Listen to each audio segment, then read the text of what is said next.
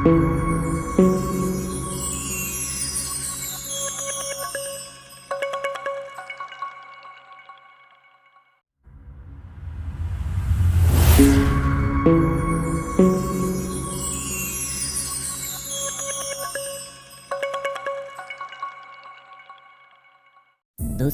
आजकल social media पर एक बाबा बड़े वायरल हो रहे हैं। बागेश्वर धाम, ये उस जगह का नाम नहीं जहाँ ये बाबा जी विराजते हैं। इन बाबा जी ने अपना नाम ही बागेश्वर धाम रख लिया है।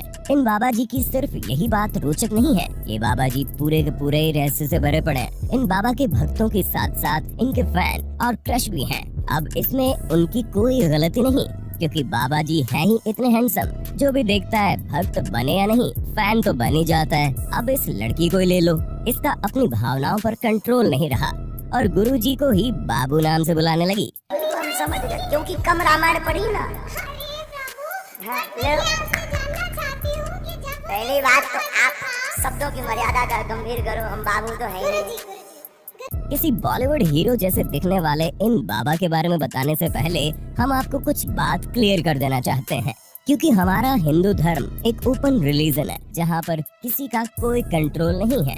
यहाँ कोई भी अपनी मर्जी से बाबा बन सकता है, इसके लिए कोई सर्टिफिकेट नहीं लगता और ये एक अच्छी चीज भी है। लेकिन इसी अच्छी चीज का फायदा उठाते हैं आजकल के मॉडर्न बाबा लोग। अब ये बाबा जी रियल है या नहीं, ये तो हम आपको नहीं बता सकते, लेकिन हम आपको बता सकते हैं इनकी असल जिंदगी की कहानी, जिसे सुनकर आप खुद ही आइडिया लगा लेंगे ये सच्चे हैं या झूठे। बाबा जी का असली नाम धीरेन्द्र कृष्ण शास्त्री है और ये मध्य प्रदेश के रहने वाले हैं। और जिस बागेश्वर धाम सरकार की ये बात करते हैं, वो मध्य प्रदेश के छतरपुर जिले के गंज कस्बे में बालाजी का एक पुराना मंदिर है, जिसमें इन बाबा जी की फैमिली 3 पीढ़ियों से पूजा कर रही है। कहा जाता है कि धीरेन्द्र जी के दादाजी भगवान दास गर्ग, जिन्हें लोग बाबा जी श्री सेतु लाल के नाम से भी जानते थे, एक दिव्य संत हुआ करते थे जो निर्मोही अखाड़े से जुड़े हुए थे। वो इसी बालाजी धाम के पास इन बाबा जी की तरह ही एक दिव्य दरबार चलाते थे, जिसमें लोग अपनी समस्या लाया करते थे। धीरेन्द्र जी अपने दादाजी को ही अपना गुरु मानते हैं। वो 9 साल की उम्र से ही अपने दादाजी के साथ उस मंदिर की सेवा में लग गए थे। अब उस टाइम इंटरनेट तो हुआ नहीं करता था, इसलिए इनके दादाजी गुमनामी में खो गए। लेकिन जब धीरेन्द्र जी ने उस दरबार को संभाला तो उनके भक्त उनका वीडियो रिकॉर्ड कर सोशल मीडिया पर डालने लगे और देखते देखते बाबा जी के फॉलोअर्स बढ़ते चले गए और आज इनकी पॉपुलैरिटी विदेशों तक पहुंच गई है। हाल ही में धीरेन्द्र कृष्ण शास्त्री जी ब्रिटेन गए और उन्होंने वहां ब्रिटिश सांसदों और वहां के भारतीय समुदाय के बीच प्रवचन दिया है। बाबा जी का जन्म मध्य प्रदेश के छतरपुर जिले में 4 जुलाई 1996 में हुआ। मतलब बाबा जी अभी सिर्फ 26 साल के हैं। उन्होंने 12वीं तक की पढ़ाई अपने गांव में ही पूरी की।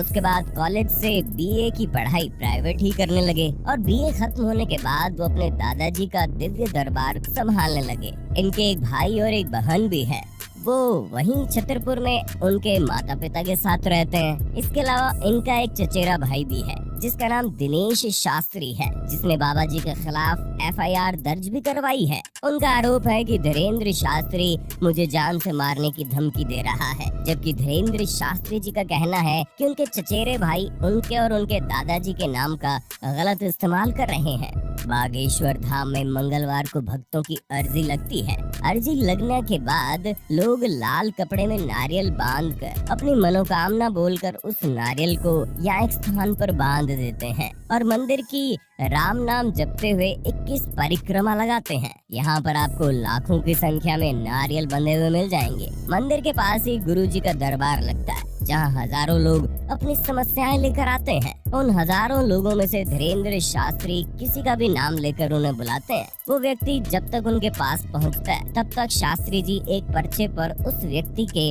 नाम पते सहित उसकी समस्या लिख लेते हैं और उसी में उसका समाधान भी लिख देते हैं। लोग आश्चर्य करते हैं कि ये व्यक्ति किस तरह दूर दूर से आए अनजान लोगों को उनके नाम से बुलाता है और कहता है आओ तुम्हारी अर्जी लगी है।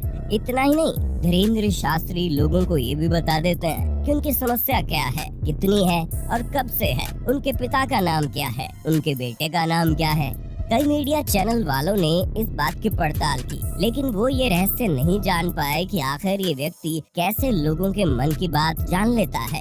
बाबा जी में कोई दिव्य शक्ति हो या ना हो, लेकिन उनमें अपने भक्तों से बात करने की कला तो है। बाबा जी भक्तों से कई बार अपने बुंदेलखंड वाली भाषा में हंसी मजाक करते हुए दिख जाते हैं। जी कीजिए, बस बस बस हमारे का पाँव पन्ना पप्पा जू के घर में तो पगला मुड़ा खादनी में का पढ़ो लिखो मैं महा मुड़ा खाओ मैं ते बब्बा जू के परो कर पाऊं। जहाँ बाबा जी से कभी कोई सरकारी जॉब मांग रहा होता है, तो कोई बेटी की शादी का आशीर्वाद, तो कोई सीधा यही पूछ लेता है कि मैं करोड़पति कब बन जाऊंगा। ये प्रश्न था कि आपके भगवान से कांटेक्ट है, ऐसा बताया मेरे को यहाँ पे।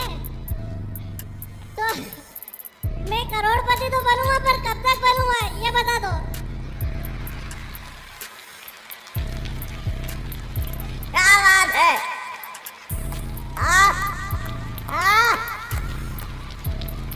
सर कहाँ से हो आप? मैं देवास जिले से। What's your name? Dheeraj Patidar. Dheeraj Patidar sir. सुन लिया। बाबा जी बेटा तेरा तो पता नहीं, लेकिन बाबा जी अब तक तो करोड़पति बन ही चुके होंगे। बाबा जी का लोगों की समस्या बताकर उसका समाधान बताने तक तो ठीक था, लेकिन आजकल बाबा जी लोगों के भूत प्रेत जिन्न भी उतारने लगे हैं। इसमें इनका एक अदृश्य सेनापति होता है जो बाबा जी के आदेश पर भूत की बैंड बजाता है। अब ये सब देख के हम तो यही कहेंगे, बाबा जी कभी कभी अपनी भाषा पर अपना कंट्रोल भी खो बैठते हैं। परिचय दे, इसको जरा सर में मारो सेनापति, सर में मारो इसके।